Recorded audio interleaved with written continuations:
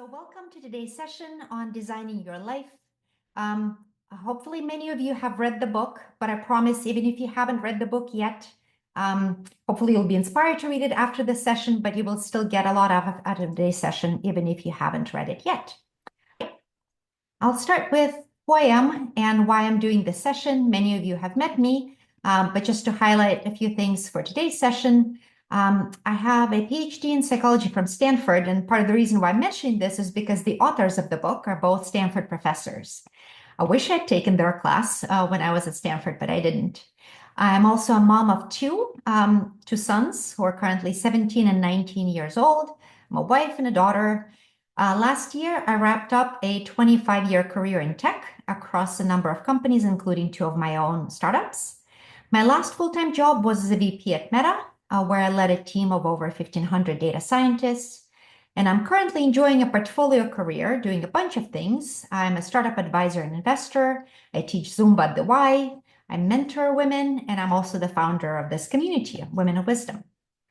And I can say honestly that I'm actively designing the life that I want, and I want to help you do the same.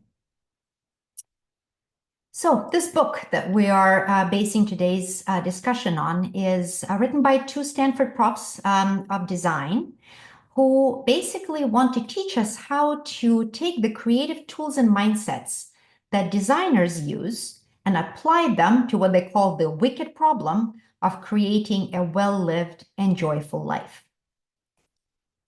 What's a wicked problem, you might ask? Well, it's a problem that is really complex and ambiguous and unique, and you've never seen anything like this, and you know you need something new. It requires some kind of disruptive thinking. In fact, it's so wicked of a problem that the definition of the problem itself is a wicked problem. And you can't really solve it with some of the traditional tools that we may know and love, like engineering thinking, where we normally solve our way through the problem, or business thinking, where we optimize the way forward, or research thinking, where we analyze our way forward. But it can be solved with design thinking, which involves building. And so a lot of the things we're going to be talking about is how to actually design and put it in production, if you will, how to build the life you want. I want to introduce the key mindsets that the book goes through. One is curiosity. So curiosity makes everything new. It invites exploration. It makes everything play. Bias to action. So there's a lot of the try stuff when we get into the different exercises. So when you have a bias to action, you are committed to building your way forward. You don't just think, analyze, ideate. You actually try things and see what works. So you prototype, you launch. There's a lot of reframing, and we'll introduce that on the very next slide, which is looking at the problem from a different angle. And it's how we get unstuck from that feeling when we're, well, stuck on a problem and can't think our way through it. We need to be mindful of the process and accept that it's a process. Life is messy. Wicked problems are certainly messy. And it feels like for every step forward, it feels like you're taking steps back. Mistakes are made and all of that, and just trust the process and know that it will eventually get to a good place. And process is actually a big part of the joy of building your life. And last but not least, there's the concept of radical collaboration and asking for help. Those of you who are on my mailing list know that I'm actually trying to put that in practice and explicitly ask for help from this community. And so far, it's been incredibly rewarding already. Let's talk about reframing a little bit and apply it to one aspect of life, which is work-life balance. So the way we typically think of work-life balance is like a scale, where work and life are on the opposite side of the scales. Work is here, life is here, and by definition, you want them to be in balance. You're striving for that perfect equilibrium between work and life, and you don't want to let the scale tip too much in either direction.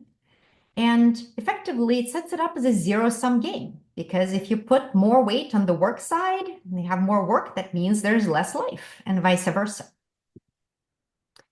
Well, there's a way to reframe it and look at it differently, not as a scale and not as a zero-sum game, but instead think of life as having multiple dimensions, where work is just part of life, one of the dimensions. And we're going to go through the 4 dimensions that the book talks about, but technically you could add other dimensions. But let's just go through the 4 that the book authors talk about. One is work. And by the way, this is a much broader definition of work than you might typically think of, where you just think of your main job, whatever you're doing, quote unquote, for a living, whatever is your paid work. This includes, yes, paid work, but also unpaid volunteer work, as well as your caregiving responsibilities, even your daily chores, anything that you view as work. It's up to you how you define it. Then there's play, activities that bring you joy and that you do purely for the fun of doing them. Hopefully you all have some of that going on in your life. Then there's love, and that includes both the romantic love, with your partner or spouse, if you have one, or with somebody else, your primary relationships with your family, your children, your parents, your siblings, but also more casual and non-familial or non-marital ones, right? Your friendships, your community. And then last but not least, there's health. And that includes all aspects of health, physical, mental, spiritual. But again, the definition of these things is yours. You are designing the definition as you're evaluating it, right? And so notice how different it is from the work-life balance concept, right? Work is part of life. They're not in adding up to 100%, and when there's more one thing, there's less of another, and so forth. It opens up new possibilities. So another principle in the book, again, we'll keep exploring these 4 dimensions of life, is start where you are. And the first thing we're going to do, the first exercise we're going to do together, is assessing where you are on these different 4 dimensions of life. And you're going to rate it and fill this little dashboard in from 0, empty, to full. Now, it's your definition of full. It's not somebody else's definition. And it really is a degree to which you're satisfied with that aspect of your life. Same thing for play, same thing for love, same thing for health.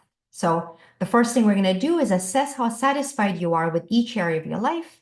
And you fill in the little dashboard, and then you're going to define which area you want to improve the most, and you're going to define that wicked problem that you want to solve, and you're going to put an arrow there. So I'll show you my example real quick. I'm going to start with my most full thing is health. So I think I'm in the best shape of my life right now. I teach a lot of Zumba. I exercise a ton. From a mental health perspective, I'm also in therapy for the first time in my life, and I find it incredibly helpful. My love life is also quite full and happy, both in terms of my relationship with my husband of nearly 30 years. We're about to celebrate our 30th anniversary this July, with my 2 sons, with my parents, but also more broadly with family and friendships and the broader community, including very much present company, the Women of Wisdom community. I'm also pretty happy with how play is going. I do a lot of things just for the fun of it. I read a ton. I walk and I spend time in nature. I have a lot of fun with my friends. Yes, I could do more of it, but I feel pretty satisfied. Work is really an area where I feel like I could use some improvement. And I'll talk more about the improvements that I'm envisioning there. So here are the problems that I have with my work life. I'm generally happy, don't get me wrong. So I put the gauge as half full, but I'm a little bored, and I feel like I'm not feeling sufficiently challenged. I'm not really learning a ton of new things, where I feel like my brain hurts from working on hard problems. Yes, I'm maybe a tad of a masochist, but that's what I'm looking for, is to be a bit more challenged. Um, I feel lonely sometimes. Like, for instance, preparing for an event like this is a lot of work, and I do it all by myself. Now, granted, it's self-imposed, and yes, I can and should ask for a lot more help, but I do feel a bit lonely sometimes. And I spent quite a bit of time in chores that I frankly don't enjoy. So recently, I had a bit of a breakthrough. I finally hired cleaners to clean my house because I've been doing that for almost 54 years. Well, minus the first few years, I suppose, when my parents did that. But I still spend too much time on meal preparation, which I just don't enjoy. So these are some of the problems that I would like to solve. So now it's your turn. We're going to take a few minutes, and I want you to draw a dashboard just on a piece of paper or whatever, and fill it in for yourself. And these are just the reminders of work, play, love, and health. So I'm going to give you a few minutes to fill it in. And when you're ready with that, I want you to put in chat, if you're comfortable, share in the chat, what one area of your life do you most want to improve or redesign? Where did you put that red arrow? And I'm going to stop sharing for a second, just so that I can see what you're putting in chat. Play. Play, play, health, work, work, work, play, work, work, work. All right. Interesting. So we have mostly work for a lot of people, for some in all caps. I love that. Yeah. So it looks like it's work for most people, and then play for some, and health for one person. Okay. So, so we're going to reflect on the area that you want to improve, which again, for many of us is work, but for some is play or health. We're going to ideate, as in generate, hopefully a lot of ideas for how we can improve in that area. And then we're going to prototype and try things. And we're going to choose one, two, or three potentially small incremental changes that we're going to start trying right away, next week, maybe even this week. Here are some things and ideas from the book and from previous sessions that I've done that might help you with ideation. Number one is set the bar low. We set the bar really, really high. In this case, I want to do the opposite of what we naturally do and set the bar low. That's why I use the word incremental changes, small changes. So we're not maybe doing the drastic redesign, but just, for some kind of forward momentum, right? Something that we can implement and try and prototype right away. The second thing, second good tool to use is reprioritizing, which is changing how you allocate time to important parts of your life. So for instance, for those of you who put play on the as your priority, right? An area that you want to redesign the most, right? You literally make it a priority, and you schedule it, or you book time for it, you allocate time for it. One of my favorite expressions is, don't prioritize your schedule, schedule your priorities. And so putting play kind of activities, for example, on your schedule can help with that prioritization. Another tool is resequencing your activities. So change up when you do certain activities and in what order, to sort of balance things out better. So I'm an extreme morning person, and morning is when I'm full of energy and ready to go. And so one of the ways in which I've resequenced some things is I put my most important things, the ones that require, deep thinking and focus and energy and things like that in the morning, because that's my best time, right? And then I put the less important for me, at a given point in time, activities in the less optimal parts of the day. But you can think of other sequencing tricks that you can play. We already talked about reframing but it's essentially seeing the situation from a different perspective. And it can be a very, very powerful design tool. Another little trick that I really like is 2 for 1, or maybe for extra credit, 3 for 1, or even 4 for 1 activities. So in my case, teaching Zumba, it's literally a 4 for 1 activity. It's a type of work. I technically am an employee of the Y. That's where I teach Zumba. Um, and it's definitely playful. I do it for the fun of it. It actually has the love component to it. It's community building because I'm doing it with other people. But it's also obviously a health thing, right? Because it's a physical and a mental health activity for me. Another thing is another tip that you can use is compromise and defer. And that just means that if circumstances change and you have to put more time and energy into a particular part of your life, you redefine what balance is, what your portfolio of life looks like, and where your energy goes. And you just make that explicit to yourself, but also to your family, to your friends. So if you suddenly lost a job and need to find a new one, work could be 100% of your life. I mean, or 90%, right? And other things can be deferred to later. Or, if you get, a health diagnosis, then it becomes the priority, right? And nothing else matters, and certainly not to that degree, right? And so just give yourself some grace and don't try to do it all and do it all at once. And it also helps you reframe and redefine what full is, right? Maybe it's full enough for a particular dimension if you really need to lean into a different dimension. There's time boxing.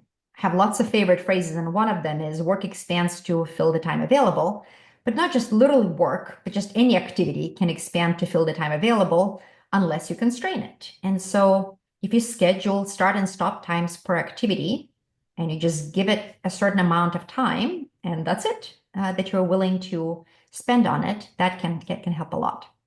You can change location or the tools that you use, because your environment and the tools you're using can really impact your experience and affect your energy level and your the satisfaction with things. So for example, I've been working from home a lot and I'm kind of bored, being here all the time. And so even if I do the exact same activity as I normally do, but I do it in a coffee shop or on a walk, that can really help. And then last but not least, you can change the people and the that you are doing these things with, right?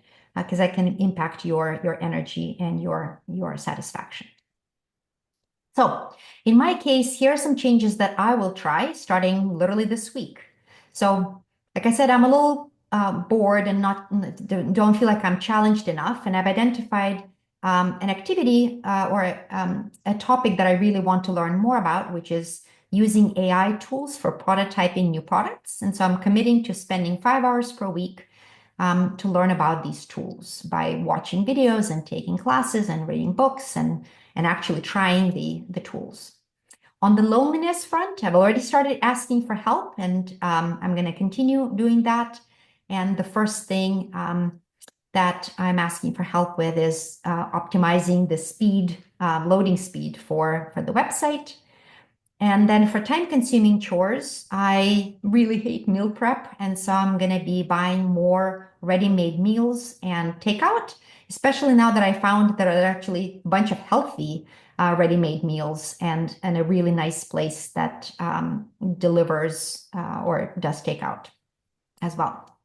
So we're going to go into another little exercise where I want you to first reflect and then share in the chat what one, or for those of you overachievers who want to do more than one, what one incremental change do you want to try next week? There's a question in the chat about, for those of us in the Bay Area, what is that healthy ready-made meals? So it's called True Food. So I used it for catering my last event, the Women of Wisdom event, and I really like that. And for just like literally already apportioned, ready-made meals, there are certain things at Andronicos that I really like. So reasonably healthy. All right, so I'm seeing some thoughts from folks. So schedule my priorities, schedule time to draw with crayons, plan my day, schedule time for the 4 quadrants, play, learning to sew, starting a new leadership coaching program at Brown, plan to add another startup to advise, reaching out to network for help in the job search. Yes, always been a giver, find very hard to ask for help. Oh, Sarah, prioritization. I've declared tomorrow strategy day to spend time setting goals for the various segments of the portfolio career. Having lunch with a friend, starting Maven course on agents. Work from a coffee shop. Yes. Block time to write on AI policy. 1 hour on non-job work project. Schedule time to learn AI. Lots of interest in AI and painting and drawing. How interesting. Invest in a recurring babysitter to spend one-on-one time with a husband and starting AI certification at MIT. Insightful webinars, learning new skills. Amazing. Next exercise we're going to do is we're going to talk about energy and engagement. This is literally a screenshot from the book. I made a copy from the book. But it's like 2 dimensions. Energy is the vertical dimension, and then the engagement is the horizontal dimension. I find it a little bit confusing, and so I dug into what exactly is the difference between energy and engagement. And so basically they gave examples of there is a difference because oftentimes, yes, high level of engagement do coincide with high levels of energy, but not necessarily. So I'll read the example that they gave because it helped me clarify. A colleague of one of the authors, a brilliantly fast-thinking computer engineer, found arguing for his point of view an engaging activity because it made him think on his feet. He was great at it and often found other people at work asking him to make their arguments for them. But he noticed that getting into those arguments exhausted him, even when he won. He was not a contentious person, and though it seemed fun at the moment to outwit others, he felt terrible when it was over. So for him, arguing with others was engaging, but actually energy draining. All right, so again, the energy engagement framework is energy, which by the way can go negative, right? Because certain activities that we do not only not fail to energize us, but actually drain our energy. Whereas engagement, the worst that can happen is just being bored, right? And being low engagement. So what we're going to do is fill it in with some activities. And doesn't need to be exhaustive or exhausting, but here's some examples for me. So something in the very unhappy quadrant, which is both low engagement and energy draining, is logistics and paperwork. I'm good at it, but it really, I don't enjoy it. I'm bored out of my mind doing it, and it drains my energy. Something that is highly engaging, but energy draining is engaging in company politics, which is one of the many reasons why I will never work full-time again for another company, because I don't want to deal with company politics. I find it incredibly draining. Elder care, so my caregiving responsibilities is, medium in engagement, because I have to not just drive and translate, but also advocate for my parents. It actually takes real work, but it's somewhat energy draining. Advising startups is probably kind of neutral on the energy giving / receiving, but quite high engagement. Teaching Zumba is probably medium on the engagement, but somewhat energizing. Wow events, the actual events themselves, are very high engagement and very high energy. And I'm currently quite obsessed with a new business idea that I have. And so it is very high engagement and high energy for me. And it's kind of, when I do that, I get into flow, which we will talk about. So in our next exercise, you don't need to share it with others in the chat, but just take a few moments and draw this energy engagement map and fill it in with a few examples.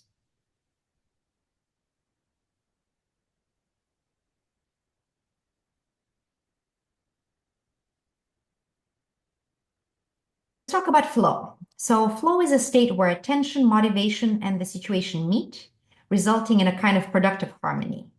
And it's often experienced as a feeling of clarity and hyper-focus, where time either stands still or just passes without notice. And if you are in flow when you're working, it certainly doesn't feel like quote unquote work. Flow occurs when there's an optimal balance between the challenge of the task and your skills. So you're neither overwhelmed nor bored. So if you think about the skills dimension, right? Um, if you're doing something that you can do with the proverbial eyes closed and two hands tied behind your back, you're bored and not challenged. But if it is too hard, then you get anxious and overwhelmed and it's just too much, right? And so you want that optimal mix where you are challenged just enough to experience flow. So in the next little exercise, we're going to reflect on your experiences of flow. Think about what activities were you engaged in, and if it's different types of activities that put you in that flow state, if you notice any themes.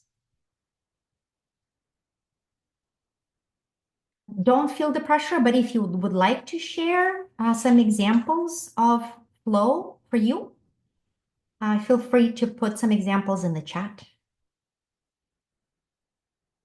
So community building can be experienced as flow, brainstorming, sharing ideas with a CEO, reading a nonfiction book about a topic that you're interested in.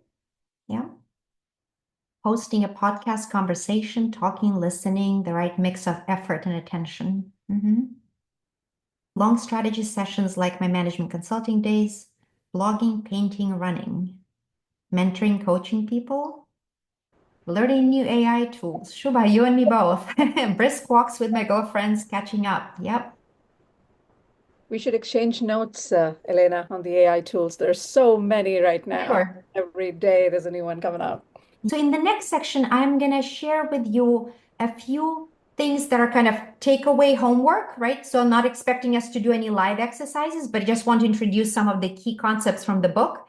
And like I said, I will distribute these slides and the templates, and so you'll have it in the try stuff category, right? Is the flow homework. So we're going to pick an experience that you're excited to delve into further. So you gave many examples in the chat, right? And you let your mind fully recall that experience. So place yourself back in that moment and write a detailed description of the experience. What was happening? What was it like to be in the midst of it? Like spend some time kind of reliving the experience. And then set aside what you wrote for a day and come back to it the next day and reread what you've written and notice if anything new emerges. And you can add to or edit your description. And think about what conditions are conducive to creating flow for you. And if you want more flow in your life, which by the way is a legitimate question because it might not be the right time or you might not be seeking it. But if it is something that you want more of, how might you create conditions for flow? So again, we're not going to do this exercise now by definition because we're going to be, doing things like writing detailed, descriptions and things like that and reflections. But I will provide this framework in the notes. So here are some things from the book. So when we did the engagement and energy, thing, and for my taste, it's a little bit too complicated, but they encourage you to keep a daily log for at least a week, or actually it says continue this daily logging for 3 weeks, which is an eternity by my standards. But their recommendation is to log your daily activities using this worksheet or in your own notebook, and note when you're engaged or energized and what exactly you're doing. And you do this daily or at the very least every few days and continue doing this for 3 weeks. At the end of each week, jot down your reflections and notice which activities are engaging and energizing, which ones are not. Reflect on it and see if there are any surprises in these reflections. Zoom in, try to get even more specific about what does and does not engage and energize you, and use this method, and I don't remember what the method stands for, it's in the book, as needed to help you in your reflections. Another tool that the book talks about is creating a mind map, where you pick a topic and you make a mind map.